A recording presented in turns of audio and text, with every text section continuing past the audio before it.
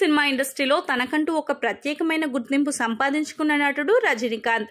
Bus conductor గా తన జీవితాన్ని కొనసాగించిన ఆయన ఆ తర్వాత హీరో అవ్వాలనే ఉద్దేశంతో సినిమా ఇండస్ట్రీకి వచ్చి హీరోగా మారి సూపర్ స్టార్ గా తనకంటూ ఒక ప్రత్యేకతను ఏర్పాటు చేసుకున్నారు.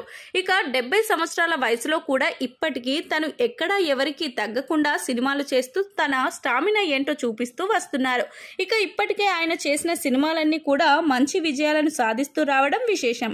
ఇక ఇదిలా ఉంటే ప్రస్తుతం లోకేష్ కనకరాజ్ డైరెక్షన్ లో కూలీ అనే సినిమా చేస్తున్నాడు. అయితే ఈ సినిమా యాక్షన్ ఎంటర్టైనర్ గా తెరకెక్కుతున్న విషయం మనకు తెలిసిందే. అదే ఈ సినిమాను చాలా ప్రెస్టీజియస్ గా కూడా తెరకెక్కిస్తున్నారట. ఎందుకంటే రజనీకాంత్ ఈ సినిమాతో భారీ సక్సెస్ సాధించడమే గోల్ గా పెట్టుకున్నట్లుగా తెలుస్తుంది. ఇక ఇదిలా ఉంటే లోకేష్ కనకరాజ్ ఈ సినిమాతో భారీ సక్సెస్ ని కొట్టాలని చూస్తున్నారు.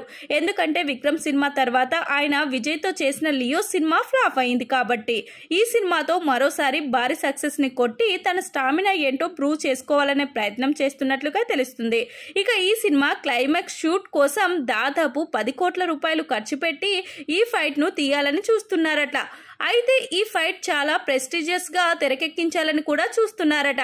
ఇక ఇప్పటి వరకు ఏ ఒక్క డైరెక్టర్ కూడా వాళ్ళ సినిమాలో చూపించని విధంగా ఫైట్ ని తీసి సూపర్ సక్సెస్ సాధించాలని చూస్తున్నారు.